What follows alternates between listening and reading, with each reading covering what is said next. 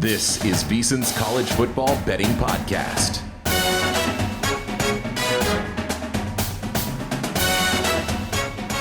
Welcome in another edition of the VSiN College Football Betting Podcast alongside Matt Youmans. I am Tim Murray. Week 9. God, week 9 already, Matt? Can't believe it. Late October. It's going to start to have weather games before we know it. Man, week 9 of the college football season is here. And a little behind the curtain type of feel for the podcast. We don't share our plays during the week. You know, every once in a while when Matt's coming in for VSiN tonight and I'm leaving from VSiN primetime, we'll say, hey, what do you think about this? But I get the email, usually around like 2 or 3 in the morning on wee hours of Thursday of what you want producer Wyatt to put in the graphic. And I saw 10 games for Matt Youmans. Hey, people want picks. Let's go. Right? The people especially want winners, not just picks. So hopefully we can come up with some winning picks this week. And actually got 11. They got a bonus pick You got today. a bonus pick. And I added, I got the text message of a bonus pick from Matt, I added a bonus one as well. So I got 7, not 11, but we're open 24/7. All right, let's get into it. Matt Youmans will start where College Game Day is headed. Salt Lake City, Utah. Number 13, Utah, hosting number 8, Oregon. This is a 3:30 Eastern kick, 1:30 Mountain Time, as mentioned, on Fox. I picked against Utah last week, and that did not work out well because USC is, not very good, and we'll get to USC a little bit later on in the show. But Oregon, I give them a little bit of credit here, off of an emotional game against Washington. They went out and took care of business, Matt, and they cruised to victory, and now Oregon kind of gets in this meat and potatoes. They beat Washington State last week by 2 touchdowns. Now they head to Rice-Eccles for this, mid-afternoon game. Right now, the line sits at 6.5. Utah is the underdog at home. How do you look at this one on Saturday afternoon? It's tough to turn down the Utes as underdogs, especially home dogs. Now, last week, the Sharps were betting USC like somebody tipped them off and gave them inside information. It was going to be a double-digit Trojans Am win. I a Sharp? Because I was on USC, too. Well, it didn't work. Well, I played USC on the money line parlay. They couldn't even win the game straight up, 7-point favorites. And I don't think that that was a fluke. Here's the deal with Utah. You and I have talked about it a lot. If not the strongest team in the Pac-12 on the offensive and defensive lines, very close to it. And this team is a black and blue, blue-collar type of football team that Kyle Whittingham typically puts on the field. Now, they don't have a flashy quarterback. We're not going to keep talking about Cameron Rising. Is he going to come back this week? Done for the year. Because it's not going to happen. But you know what? The Utes can run the ball. They're solid in every facet of the game.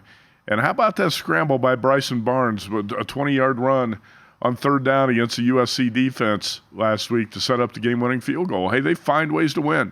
I go back to last year before the Pac-12 championship game, and Kyle Whittingham was asked about being the underdog to USC in the conference title game, and he smiled and he said, "We love that role." Hey, I love the Utes getting points. I'm going to make sure to get 7 here. If I got to buy it to 7, that's what I'm going to do.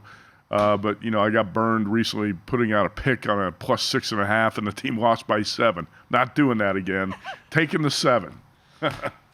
We very rarely go against one another. Have done it once so far this year, I believe 3 times in total last year. I'm not going against you on a spread pick, but what could go wrong expecting Oregon to win this game, Matt? What could possibly go wrong? I just think Oregon right now, in my opinion, is the best team in the Pac-12. Going on the road to Utah does not make me excited to lay points or, heck, even take Oregon here. But I just do think ultimately they are the better team than Utah.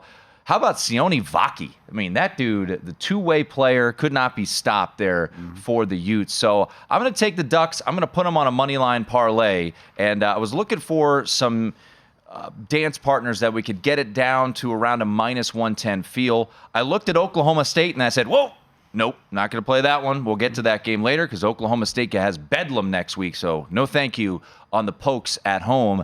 I ultimately decided, and I'm not going to go too crazy in depth on this, I'm going to pair them with the Ohio Bobcats, taking on Miami. 9th straight game for the Redhawks, and they just lost Blaine Gabbert for the year. Their starting quarterback, Miami did last week, losing to Toledo.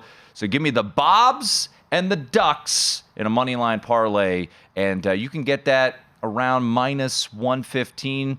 The price that I saw, or price that I played, $100 brings back 90, so almost minus 110. So points for Mr. Youmans on the Utes. I'm going to take the Ducks in a money line parlay, and hopefully my Bo Nix for Heisman ticket continues to trend downward a little bit here. Well, I don't think there's any doubt Oregon's the better team. But Oregon's playing in Salt Lake City, laying points here against I would say, a better coach. Yep. And so that's why I'm taking now 6.5 is out there. DraftKings is at 6. A bunch of places have 6.5. So if you want to buy it to 7, you can do that. Or you can just take the 6.5 and take your chances. Or you can ride with Tim Murray on a money line parlay, which I don't think that's necessarily a bad idea either. Well, Utah is tremendous at home, as we've seen over the years. So we'll see what type of text message I'm sending Youmans around 3:30 our time here in Las Vegas. Another game, the 3:30 window, by the way, Eastern time, is loaded this week. Kind of like the old days when games, this was the prime spot, the primo spot. We had the CBS. I don't know what they're calling this anymore. It's not the cocktail party. Enjoy responsibly bowl. We got number 1 Georgia versus Florida. Both you and I have a play on this one. The Gators are catching 14.5 neutral site game against Georgia. And the big headliner here, Brock Bowers, the all-world tight end, probably going to be a top 10 pick. He is sidelined due to an ankle injury. Who knows when he'll be back? He got that tightrope surgery with the high ankle sprain, Matt. So no Brock Bowers for the Bulldogs. Do the Gators keep it close on Saturday afternoon? I think they do. And actually, you just said something that I didn't realize. They don't call this the world's largest outdoor cocktail party? I don't know. Huh? I think they got rid of it a couple years ago. I still call it that. Are you serious? They got rid of the name? I'm pretty sure. Let us know, text tweeters out there, but I'm pretty sure they got rid of the cocktail party name. Because it was not politically correct, or maybe. What? What's this world coming to? Seriously. Drink some cocktails. Enjoy the game in Jacksonville. Wow. Nah, they just ruined my day saying I can't believe that they've been forced to change the name of this game. Anyway, I'm going to go with the Gators and taking the points. I believe there was a 15 out there for a little bit, but I don't see a 15 now. The big thing for me is I think this Georgia team's overrated by the betting market. Tim, what is Georgia's spread record this season? 1-5 ATS. That proves Bulldogs are overrated in the betting market. And without Brock Bowers, I think the offense is going to suffer. Again, this is not an offense that's got a ton of big playability. I'm not the type who wants to bet on Sunbelt Billy in a big game, talking about Billy Napier. We've bet against him a couple times so far this year. I did bet on him at home. Remember at the Swamp? We took the points against Tennessee. And I think you can take the points again here because this Florida team, this is going to be like the Gators Super Bowl. They got a great shot here, I think, to even knock off Georgia, win this game straight up. You remember a year ago when the Bulldogs went to Missouri and they were huge favorites and they were life and death to win the game? I think Georgia's going to get some serious scares here down the stretch. This is where the schedule gets tough, and this is the first time Carson Beck's going to be tested really away from home against really good defenses. So let's take it. Let's take the points with the Gators and try our chances here. You know what? Graham Mertz, it's played pretty well. Quarterback from Wisconsin. A lot of us laughed when he transferred to Gainesville, but if you look at a lot of the passing numbers this season in the SEC, he is near or at the top of the charts quarterbacks in that conference. He's been playing pretty well, so that gives me a little bit more confidence here in the underdog. Yeah, I'm going to take him as well. Hopefully the Florida defense can stand up. I do think Georgia might just try to grind this one out. That's fine. Let that clock roll when we're taking the 14.5. If Graham Mertz can just not revert back to some of the Wisconsin days, making those mistakes, I think we've got a pretty good shot. As you alluded to, 12 touchdowns, just 2 picks so far this year. He's completing 76% of his passes. I don't know if he's a top-rated third down passer in the SEC. Right. Yeah. I mean, and so Carson Beck continues to play better, but this is going to be his first opportunity to shine. Now, I know Brock Bowers got hurt late in the last game, so he was able to kind of try to figure it out on the fly in that game against Vanderbilt. But there was a spot to back Georgia a couple weeks ago. I loved them against Kentucky at home. Everybody was talking smack. I don't know if that's the same feel right now heading into this game. Both teams coming off a bye week, a rivalry game, and like Matt likes to say, Sunbelt Billy. You look at the stretch run here for Georgia, with Brock Bowers being sidelined, they're really going to be tested. Florida, Missouri, Ole Miss, and then at Tennessee. They'll be a favorite in all of them, probably a double-digit favorite in all of them, Matt, but does this Georgia team get picked off in one of those 4 games? Yes, Georgia's going to get picked off somewhere before the SEC championship game. At DraftKings right now, you can bet Georgia not to make the playoff at plus 155. Ooh, interesting look. All right, let's get in one more game before we hit a break here. And the other top 20 showdown, so number 8 Oregon, number 13 Utah, and then number 20 Duke, the Blue Devils, at number 18 Louisville, 3:30 Eastern kickoff there. Riley Leonard, from my understanding, is going to play. I didn't think he was going to play last week. He re-aggravated that ankle. I'm on the under in this game. You can get 46.5. We're showing there DraftKings at 46. 46.5 pretty readily available. We got big game Jeff Brom back at home. I like the Louisville defense. I like the Duke defense. I'll be honest, Matt, I don't really like either one of their offenses. Duke runs it as a snail pace. How healthy is Riley Leonard? I'm going to take the under in Duke-Louisville, under 46.5. I don't disagree with you. Last week was the first time the Blue Devils defense really gave up a big number, against Florida State. And that game got away in the fourth quarter. How many points did the Seminoles score in the fourth? 21. Yeah. Big Blue Nation. Could they be pulling off a big upset on Saturday night? We'll break down Kentucky, Tennessee, and a lot more next.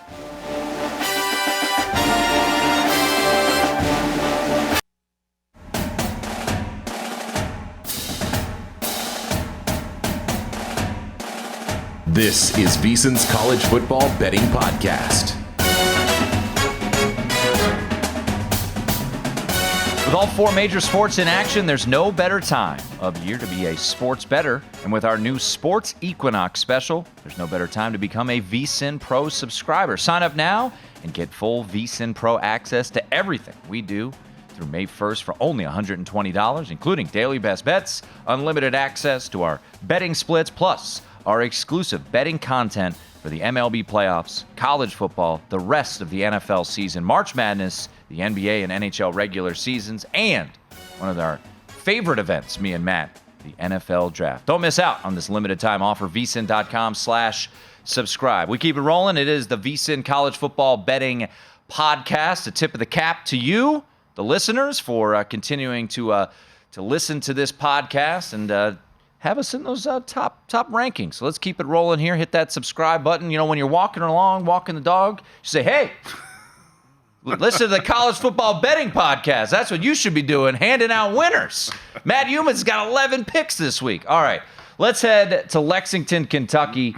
You just did substantial work on the college basketball betting guide, but, if you ask Mark Stoops, Kentucky's a football school. Well, hopefully they're a football school come Saturday night at home, Big Blue Nation, 7 o'clock Eastern kick, and they're welcoming in Tennessee. Both you and I are on the dog here in this one. I believe there's still a 4 out there for Big Blue Nation. I took it yesterday, and nope, that 4 is gone. But it's 3.5 right now. I think still worth a look. Anything north of 3. I think Kentucky's going to be live in this one. I took some money line on it, Matt. Vols at Big Blue Nation. How are you looking here?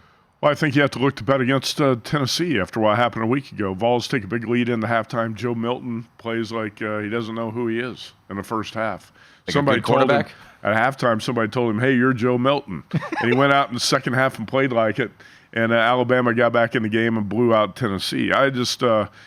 There are 2 things here that are working against the Volunteers in this game, aside from the quarterback. And that's you're off a physical game against an Alabama team that's going to take a toll on you every time you play Bama on the road.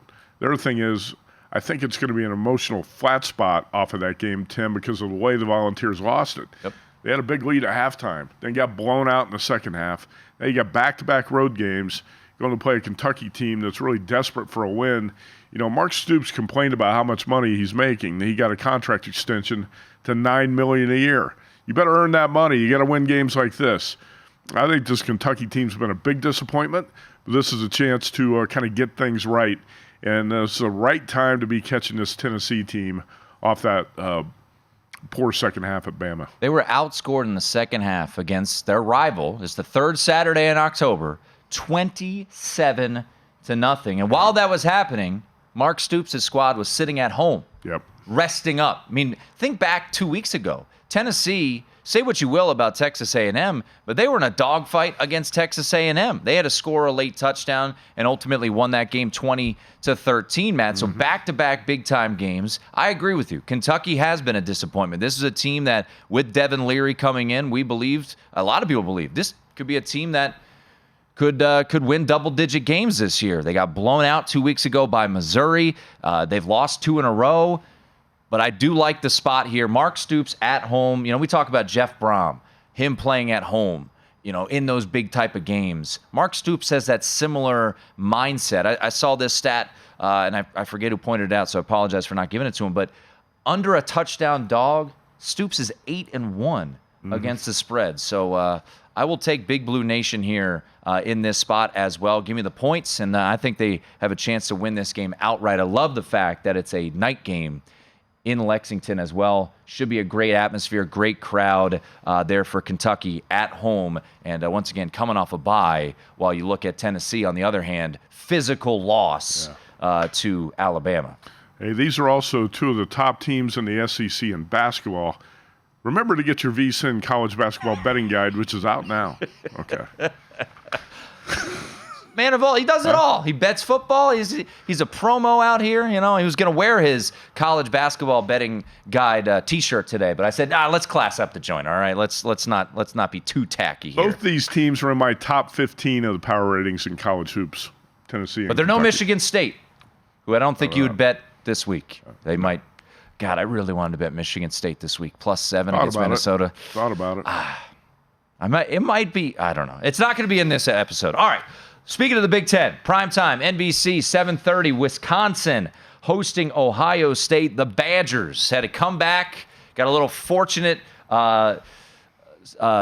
expulsion from the game from Illinois' defensive line to help them trigger a comeback there for the Badgers against Illinois on the road last week. Ohio State, is this a letdown spot for the Buckeyes after beating Penn State in the fashion that they did, 20-12, and honestly wasn't even that close? Thankfully, the under did come home in that one. Ohio State, Matt, laying 14.5. I know you've been disappointed with this Wisconsin team so far. How can you not be? Is this the time where they pay you back? Well, you lose Tanner Mordecai at quarterback, Ches Malusi at running back, and those were 2 of the 3 major pieces for the Wisconsin offense you were counting on this season. Well, you still got Braylon Allen. And I think the Badgers are going to be able to run the ball at least enough here to keep the Ohio State defense somewhat honest. And this is kind of one of those ugly dogs. You got to hold your nose and take the points and hope things kind of bounce your way. But, yeah, the Buckeyes, there was so much build-up to the game against Penn State last week. And I still, Tim, and I talked about this before Ohio State went to Notre Dame, I still don't think this Ohio State offense is that explosive. Marvin Harrison Jr. is going to make some big plays out there. But Ohio State as a whole, the defense is solid. I think this team is overrated. You're going to Camp Randall in a night game. The Wisconsin defense is going to be good enough, I think, to keep this within the number. Kyle McCord is not playing like a superstar at quarterback. He didn't play that well at Notre Dame on the road until the Irish let him off the hook in the final minute.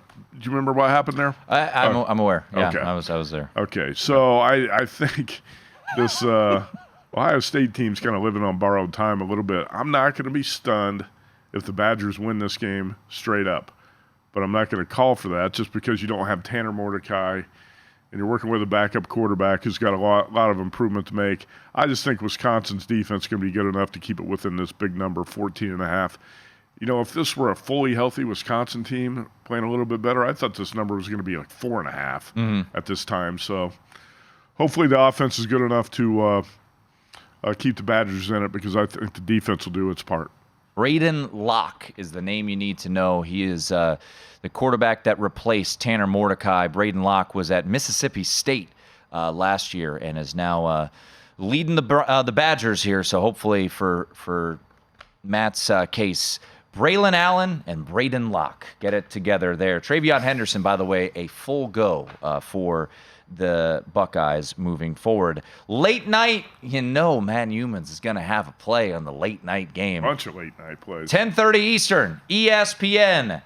The Beavs of Oregon State, number 11 now in the AP poll. They're headed to Tucson. And when I saw this line, Matt, I knew, oh boy, Beavs could be in some trouble here. We noticed it, and you bet it, a couple weeks ago when they went to the Palouse and they lost outright to Washington State as a short road favorite. Here they are again, and the market moving towards the Cats in this spot. Arizona catching 3. I still believe there's some 3.5s out there if you do want to take the dog, Matt, and that's the way you're looking here.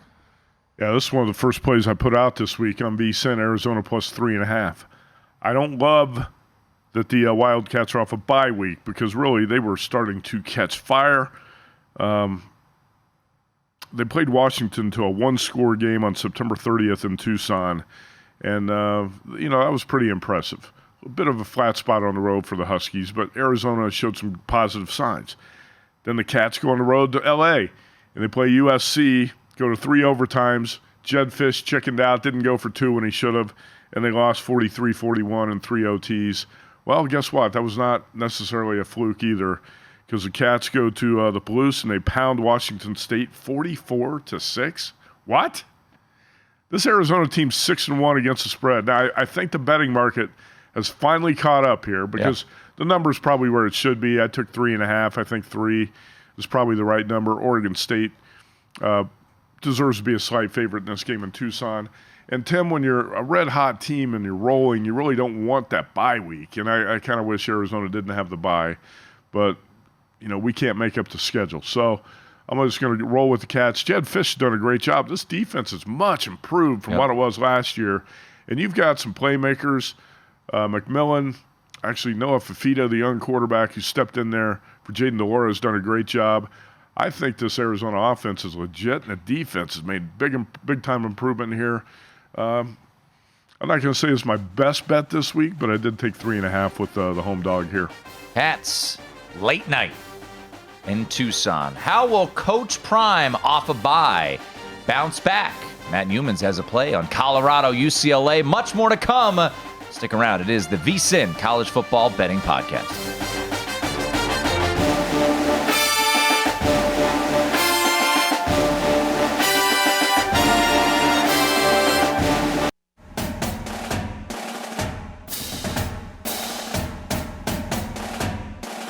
This is VSiN's College Football Betting Podcast.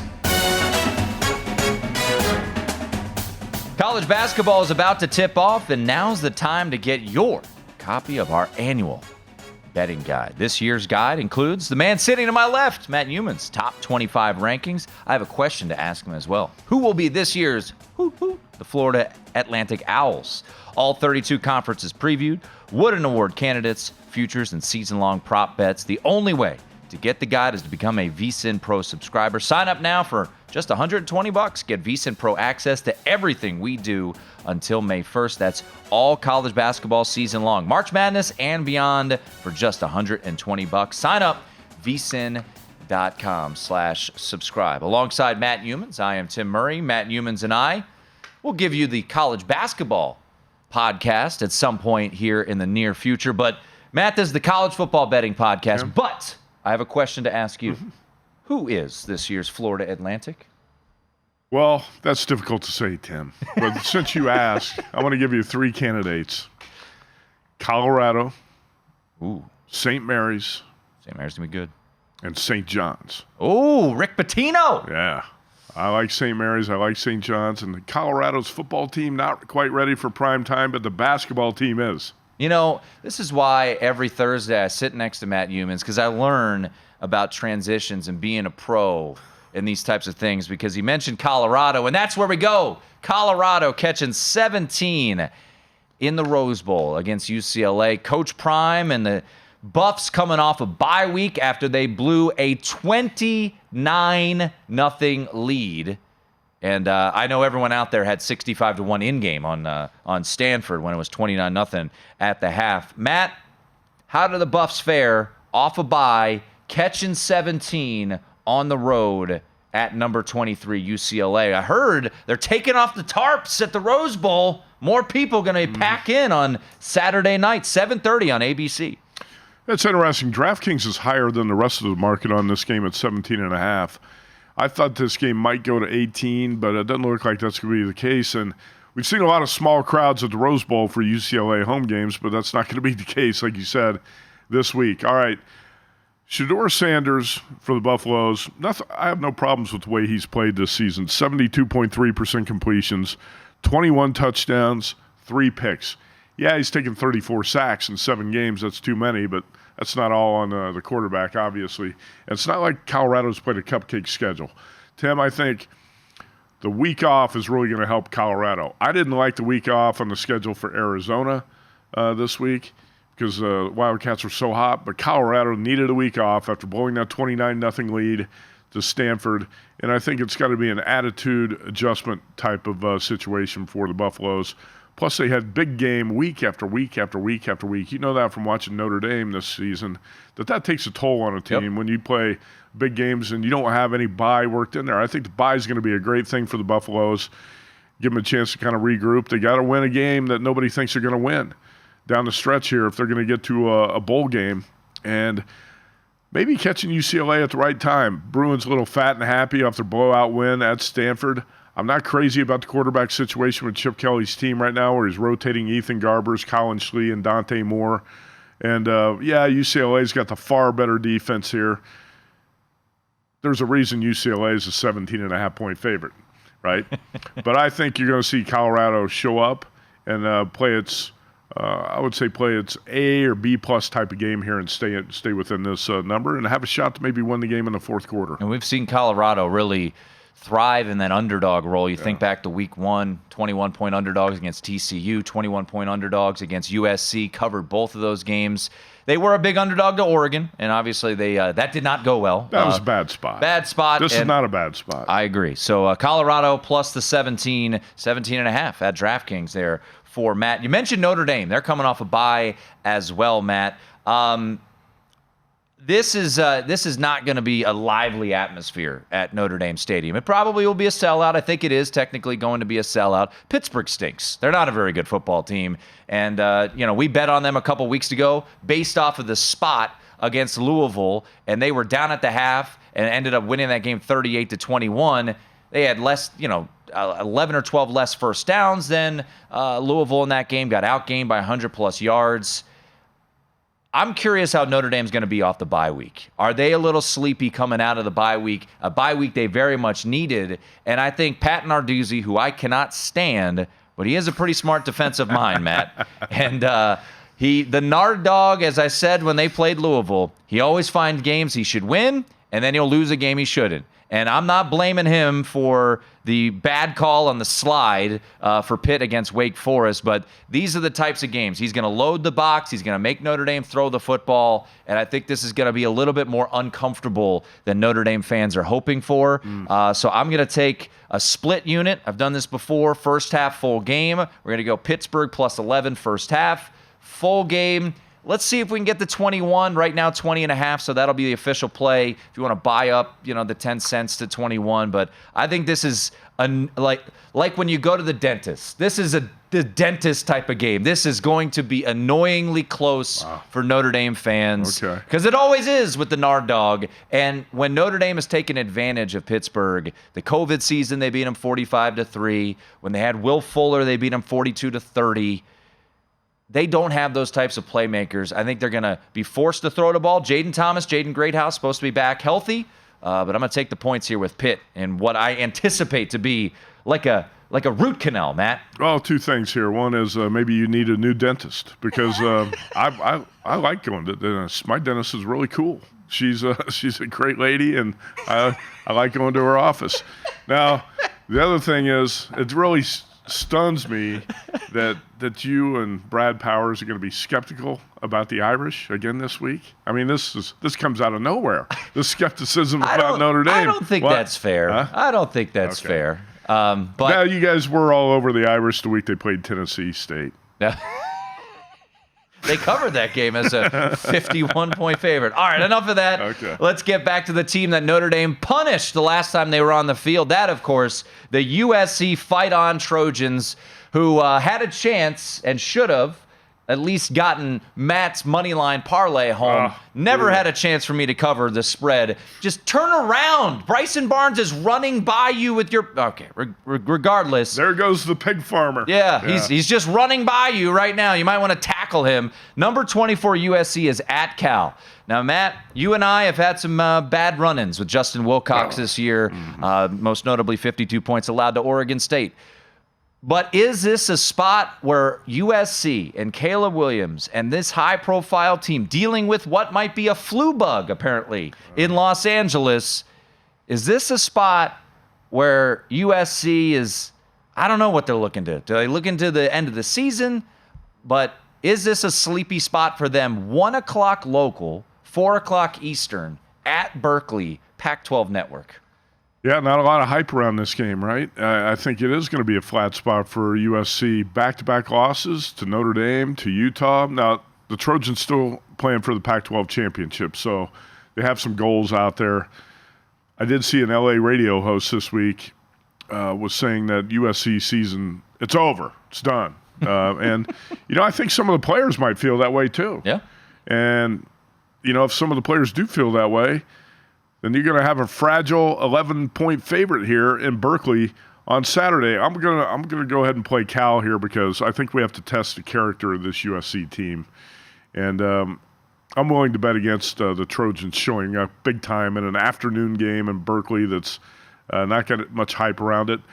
Justin Wilcox is a really good coach. Now, 3 weeks ago or so, you and I were texting each other late night when the Cal defense couldn't stop a nosebleed up and down the field, and I was like, I'm not taking Cal again. Well, all right, I'm going to give Cal one more shot. This is your last shot, second Cal. Chance. I took Cal plus 11.5 early in the week. I thought this was a must-play against spot for USC. And then you hear the news about the flu going around. Lincoln Riley misses practice for a couple days. So let's take another shot against USC and find out what this team's character is made of. We got a bunch more games to hit on to wrap up the podcast. Oklahoma going to Kansas after life and death with UCF. We got Washington State at Arizona State. And, of course, we got to pick Matt's brain on Purdue and Nebraska. You know what? We got a minute before a break, Matt. Let's sneak one in. Oklahoma at Kansas. Jayhawks catching 10, noon on Fox. I like Lance Leipold here in the home dog role. Now, Jason Bean's probably going to be a quarterback again, right? It looks like Jalen Daniels is not going to go. But Bean's capable. And I know DraftKings has got this number at 9, but there's a bunch of spots out there where you can grab 10. So make sure you get 10 if you get the Jayhawks. I think they are going to be live dogs in this game. It's a good scheduling spot for Kansas, Tim. And the Sooners got a scare last week from UCF. And they got some bigger games on deck. I think they got to be careful here. Upset alert. I wouldn't be surprised if Oklahoma gets knocked off in Lawrence. Noon Eastern, 11 local in Kansas. Boomer Sooner. Do they go down? All right, we got a couple more games to hit on. Of course, our best bet recap. That's Matt Youmans. I'm Tim Murray. Come on back. It's the VSiN College Football Betting Podcast.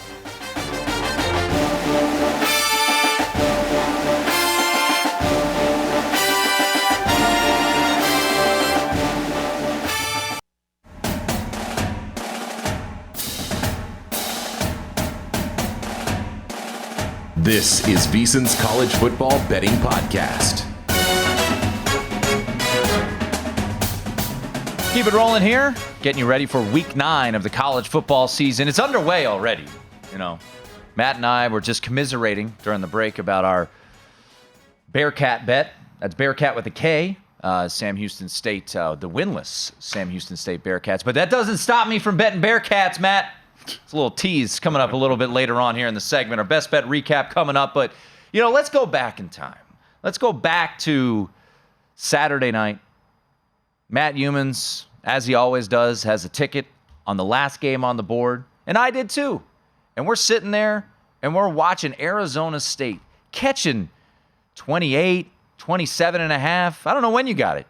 Heck, they could have been catching 14.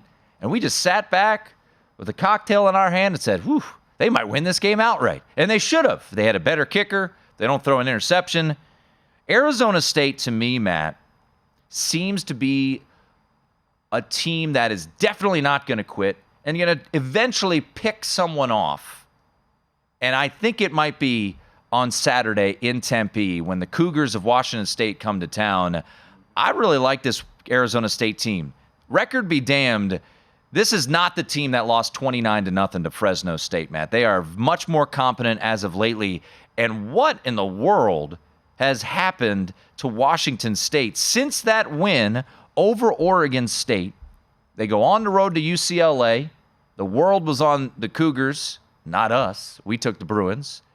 Gave us a little heartburn, but ultimately UCLA got there. And then, as you mentioned earlier in the show, they hosted Arizona and lost 44-6. And then last week, they go to Autzen and they lose by 2 touchdowns. Cam Ward did have a monster game against the Ducks, 438 yards passing. But I'm going to go with forks up here. Give me the 6. I like Arizona State to keep it close, and I would not be surprised on Saturday night in Tempe if the Sun Devils get it done. Middle of the fourth quarter in Seattle, Arizona State leads 7-6, and the Huskies obviously hadn't had a touchdown by their offense all night. And it was about a 35-yard field goal attempt, I think 4th and 5 or so.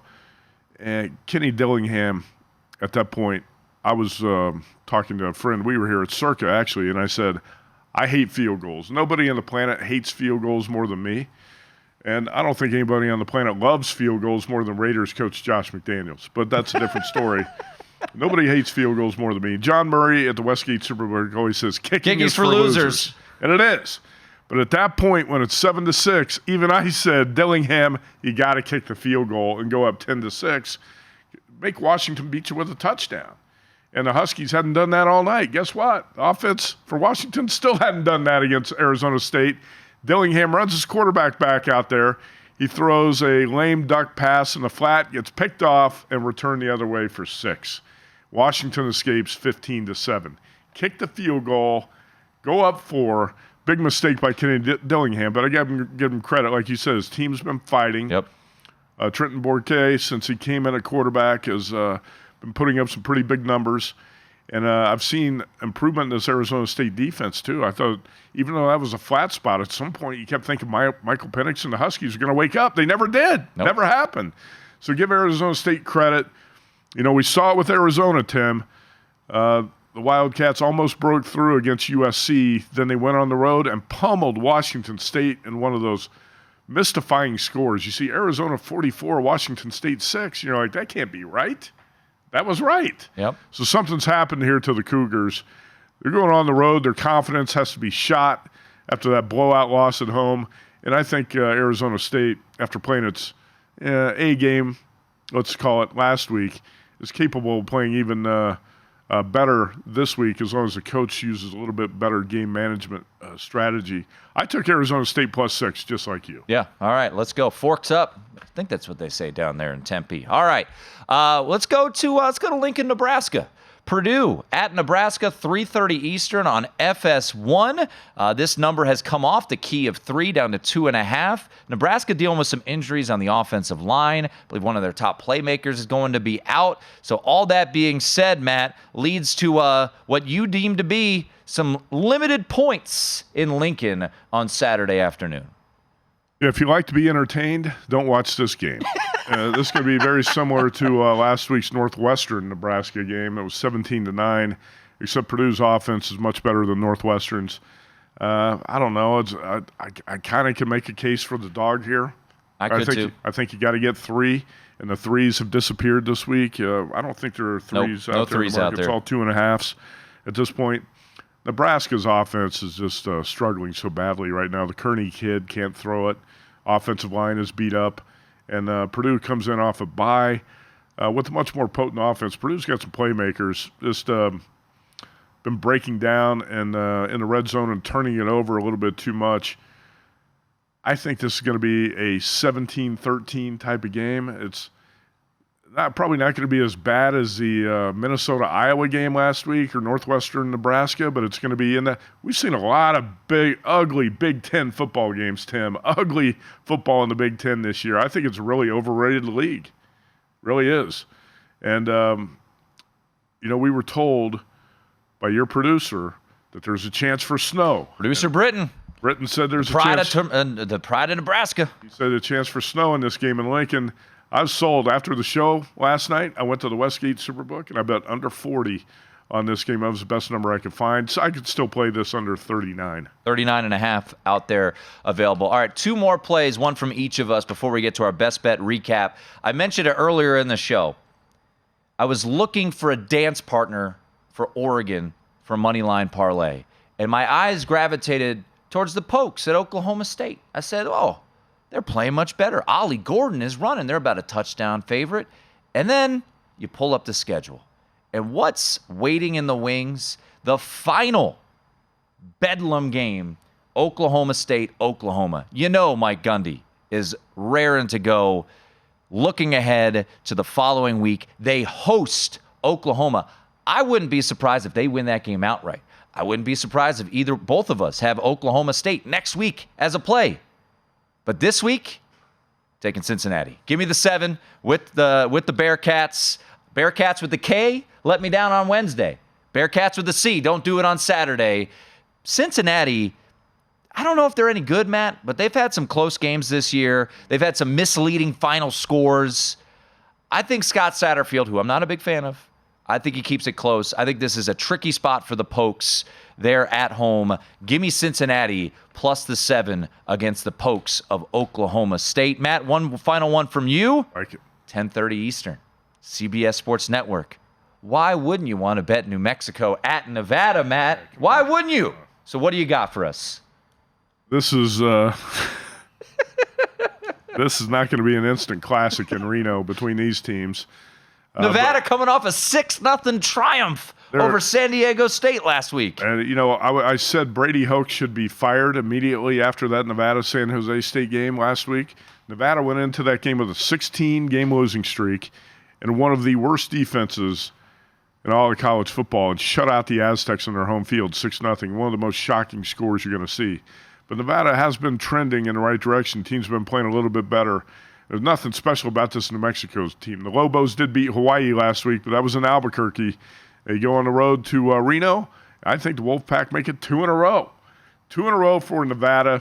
And here are my plays, Tim. Look at this laundry list, ladies. This is like a receipt you get at CVS.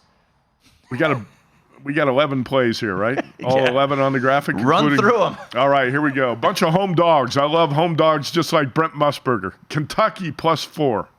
Kansas plus 10, Utah plus 6.5, but grab the 7. If you have to, buy it up to 7. California plus 11, Arizona State plus 6, pretty heavy on the Pac-12 this week. Colorado plus 17, Arizona plus 3.5. I'm going to lay a big number here, Nevada minus 1, Wisconsin plus 14.5, Florida plus 14.5. And Purdue, Nebraska, under 40. Last week, 4-3 on the show. We're going to go 11 plays this week, 9 dogs, 1 total, and 1 small favorite. You laid that monster number, Matt. That pains Matt to lay anything, even if it is 1. All right, I have 6 plays. Actually, I added 1. I added a 7th. So we're going to go Kentucky plus the 4. Big Blue Nation, Mark Stoops. Let's grab those points, baby. Go Big Blue Nation. Florida plus the 14.5 in the drink responsibly, please. Jacksonville Bowl. Forks up, Arizona State plus the 6. Cincinnati plus the 7. What could go wrong? Pokes looking ahead. We're going to go under 46.5 in Louisville Duke. We're going to get a money line parlay. We're going to go quack, quack. Oregon with Ohio. It should be around a little over minus 110, minus 150 or so. And then we're going to take a unit. We're going to split it in half. We're going to go Pitt plus 11 first half and then plus 20.5 against Notre Dame. 4-1-1 last week. Let's keep it rolling. That's Matt Youmans. I'm Tim Murray. Please rate, review, subscribe. And if you're walking by someone, let them know that the VSiN College Football Betting Podcast hands out winners.